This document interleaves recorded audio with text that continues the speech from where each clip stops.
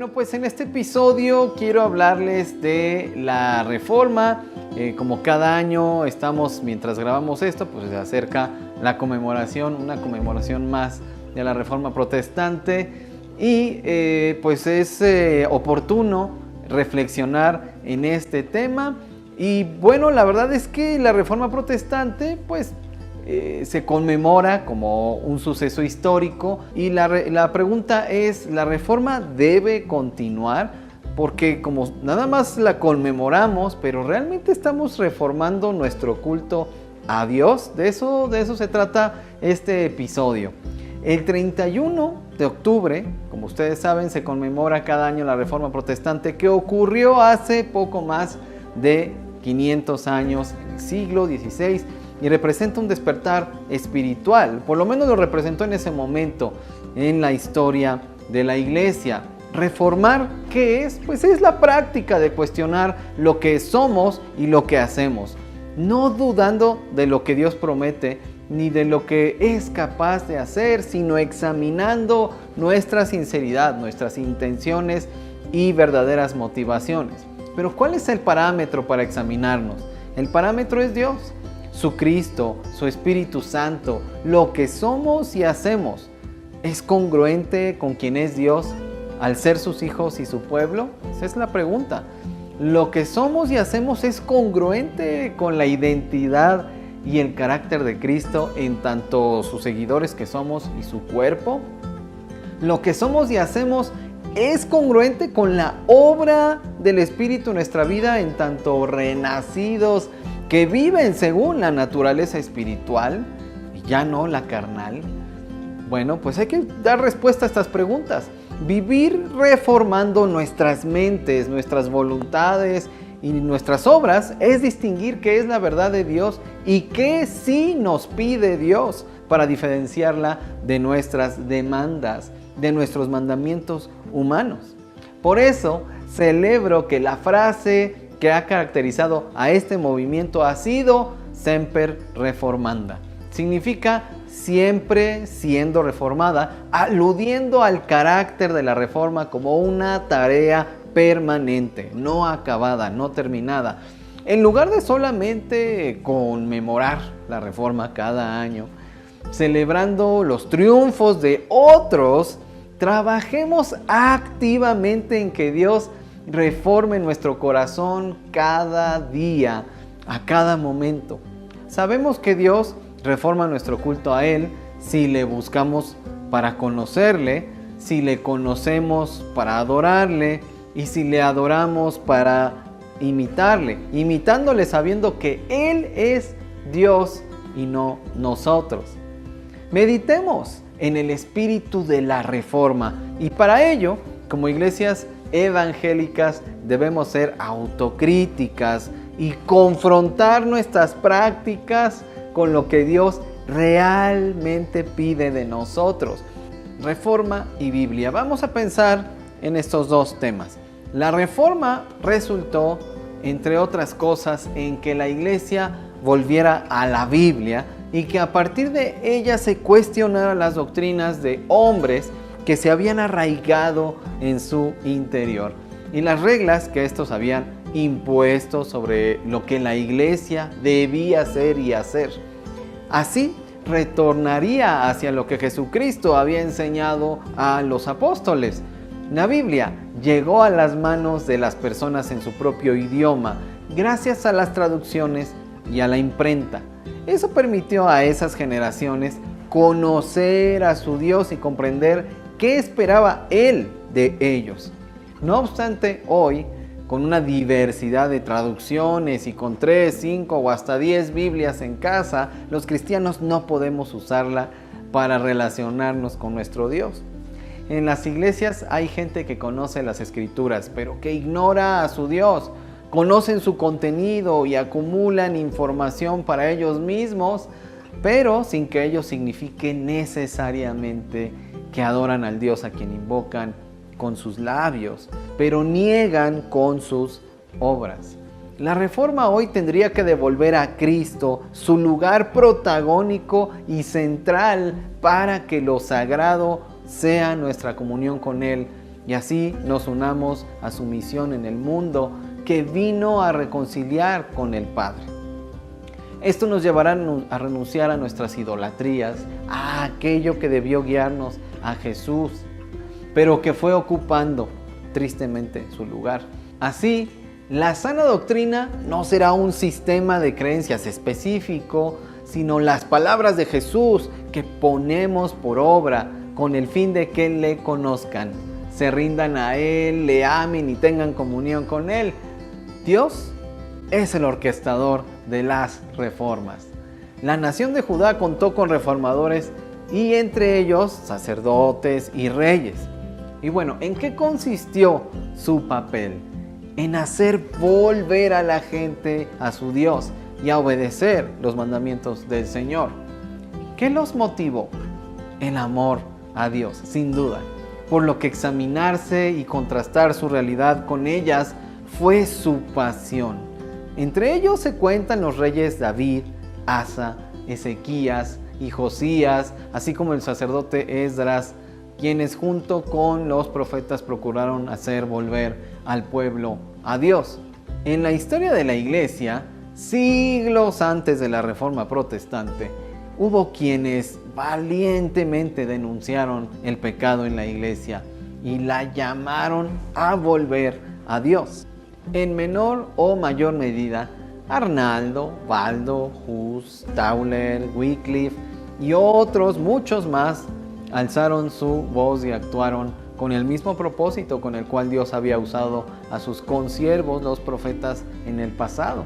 Incluso mucho antes que Lutero, Calvino, Farel, Knox, Zwinglio, Rotterdam y muchos más.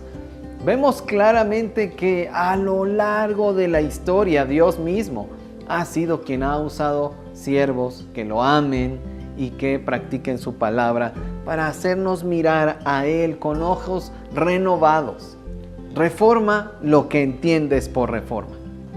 Para muchos cristianos, reformar significa ir al paso de los tiempos modernos.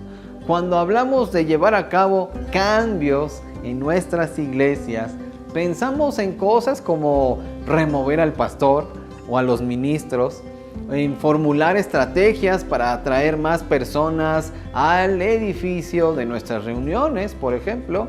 También en cómo hacer que los jóvenes se sientan más contentos en las actividades religiosas que tenemos, o también a veces pensamos en cambios en los estilos musicales de las alabanzas y en que la iglesia se mude de inmueble o quizá remodele el actual.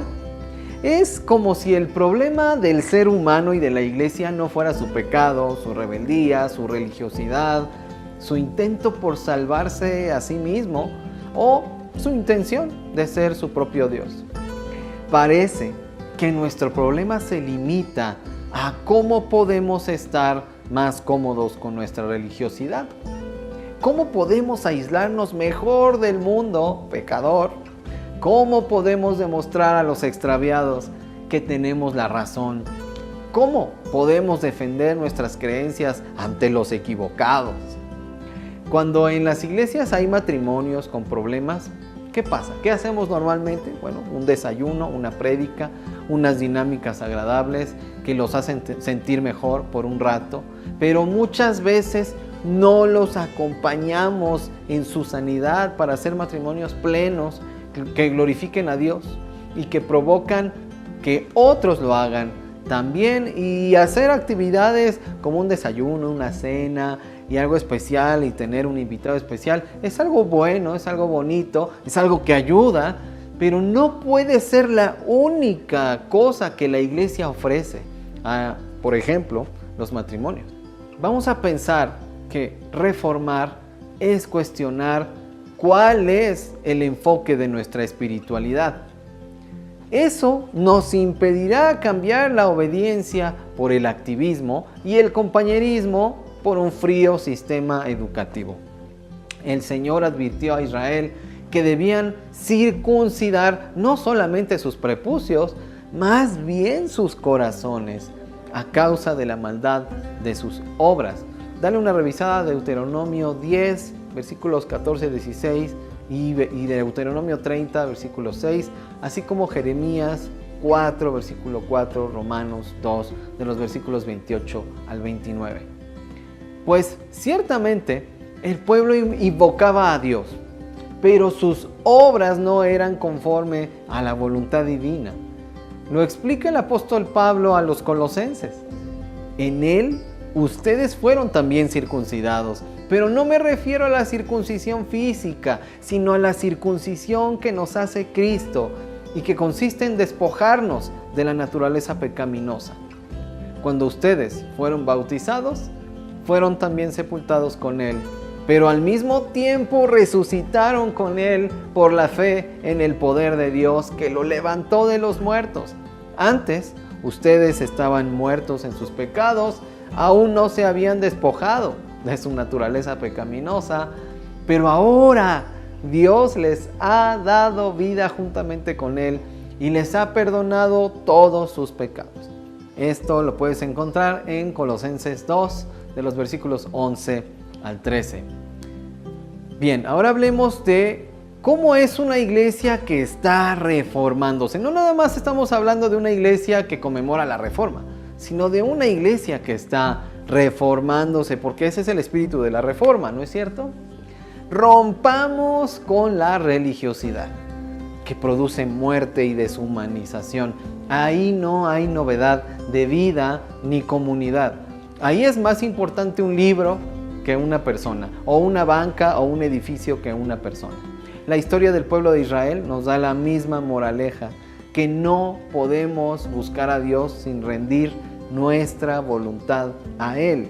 Cada iglesia local debería examinarse constantemente, en lugar de dar todo por hecho, por ser de tal o cual denominación. Jesucristo nos dijo que debemos ser no solo oidores, sino hacedores de su palabra. No solo decirle Señor, sino hacerle Señor de nuestras vidas haciendo lo que Él manda. O como dice el Salmo 145, versículo 18, no solo hay que invocarle, sino invocarlo de veras.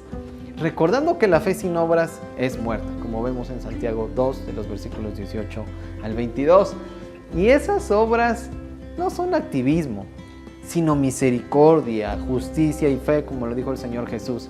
Y en ese sentido, todo seguidor de Jesucristo debe continuar siendo un reformador en donde el Señor lo ha puesto, amando los decretos divinos, las Escrituras, más que la voluntad propia. Y con eso no quiero decir amar más un libro que a Dios.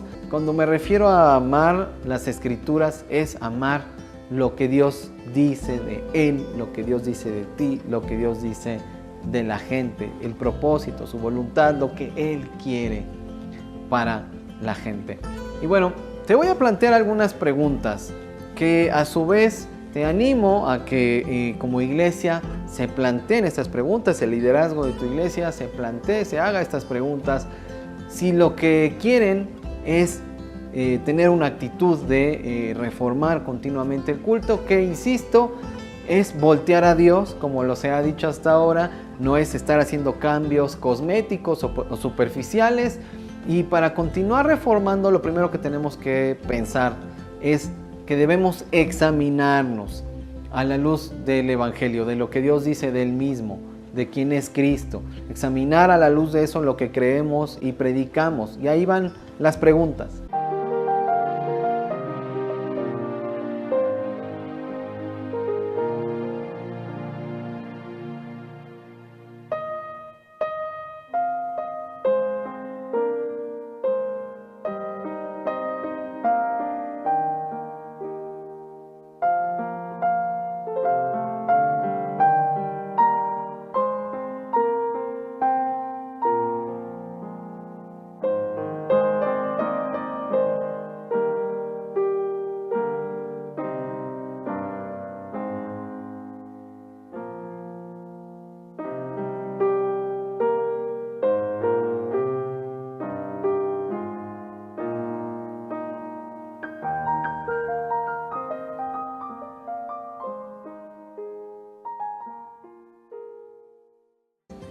Hagan estas preguntas en tu iglesia.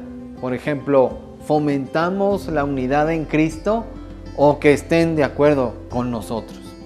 La reforma es para nosotros que crean a nuestro sistema doctrinal o que la doctrina de Cristo nos lleve a sanar, a reconciliar, a aconsejar, a restaurar, a corregir, a animar, a consolar, a enseñar. ¿Nos comportamos como un solo cuerpo o cada quien ve por sus intereses y problemas? ¿Nos solidarizamos con el que sufre o condicionamos nuestra ayuda a su conversión? ¿Somos el brazo extendido de Dios en la práctica o una opción religiosa más? ¿Discipulamos siendo amigos, siendo padres, siendo madres, siendo hermanos y pastores unos de otros? ¿O disimulamos, como que queremos hacerlo, pero no lo logramos?